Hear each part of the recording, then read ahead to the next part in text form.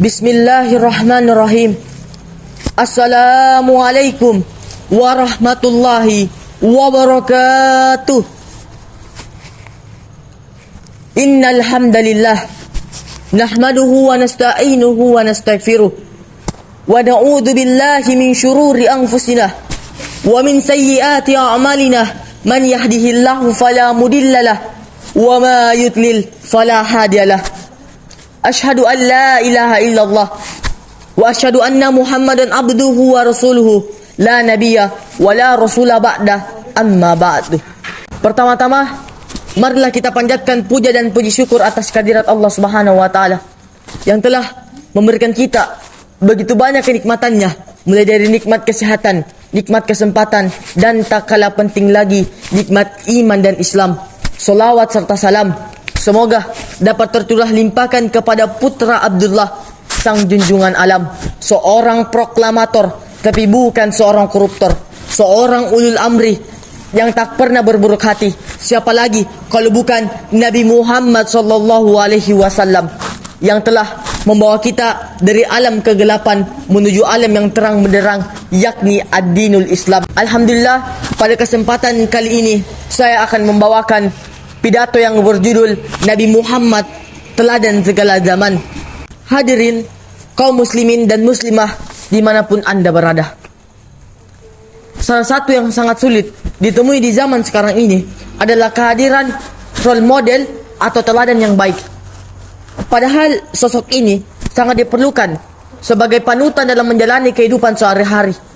Sebenarnya tidak ada sosok terbaik bagi kaum muslim, sosok yang telah terbukti keteladanannya, yang salah satu buktinya terlihat dari bagaimana dia menjadikan sosok lain juga sebagai teladan.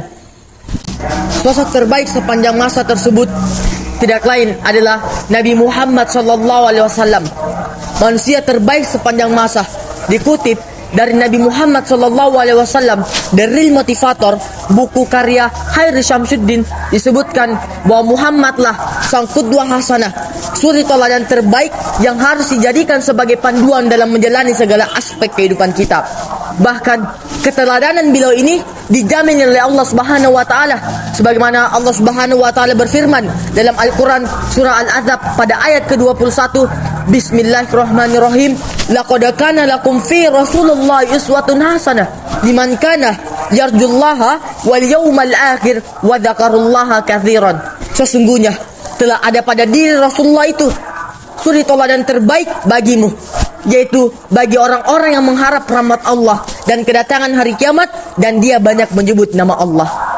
Memang untuk bisa mencintai dan meneladani kehidupan Rasulullah secara benar, tentunya kita harus mempelajari sepak terjang beliau semasa hidupnya. Seperti kata pepatah, tak kenal maka tak sayang. Hadirin para penonton dimanapun Anda berada, Rasulullah SAW adalah manusia paripurna yang diutus dengan kesempurnaan akhlak. Ia menjadi teladan bagi segenap manusia sepanjang masa. Sebagaimana Allah Subhanahu wa taala berfirman dalam Quran surah Al-Qalam pada ayat keempat, Allah berfirman, "Wa innaka la'ala khuluqin azim." Sesungguhnya kamu Muhammad benar-benar berbudi pekerti yang agung. Muhammad sallallahu alaihi wasallam adalah manusia yang berakhlak mulia. Sejak usia belia, penduduk kota Mekah telah menggelarinya sebagai Al-Amin, sebagai orang yang terpercaya. Bahkan beliau diutus sang Khalik sebagai nabi dan rasul terakhir untuk menyempurnakan sebaik-baik akhlak manusia di permukaan bumi ini. Muhammad sallallahu alaihi wasallam lah satu-satunya orang yang meraih keberhasilan luar biasa baik dalam hal agama maupun dalam hal duniawi. Dia memimpin bangsa yang awalnya terbelakang dan terpecah belah menjadi bangsa yang maju, bahkan sanggup melawan pasukan Romawi di medan pertempuran pada kala itu.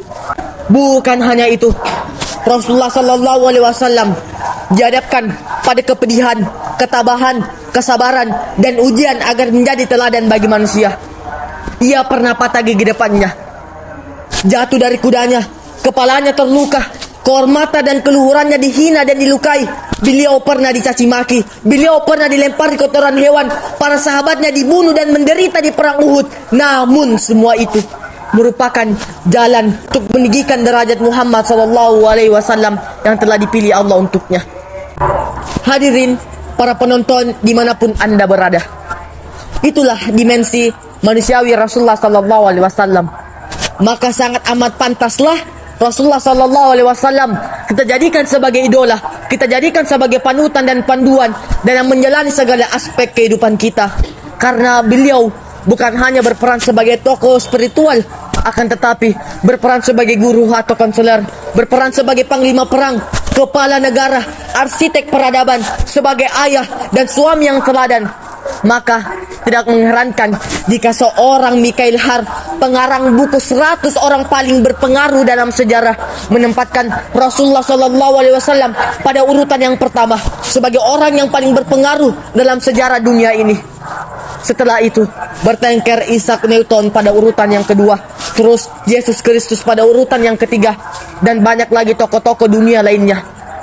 Hadirin, maka dari itu, mulai dari sekarang kita membiasakan diri untuk berperilaku sebagaimana yang telah diajarkan oleh Rasulullah SAW. Semoga kita menjadi hamba-hamba yang kelak nanti akan bersama Rasulullah SAW di surganya Allah Subhanahu wa Ta'ala. Hadirin kaum muslimin dan muslimah dimanapun Anda berada, mungkin sekian pidato yang bisa saya bawakan pada video yang singkat ini. Semoga apa yang saya sampaikan bisa bermanfaat bagi kita semua dimanapun Anda berada. Sebelum saya mengakhiri pidato ini, saya akhiri dengan ucapan wabillahi taufiq wal hidayah. Assalamualaikum warahmatullahi wabarakatuh.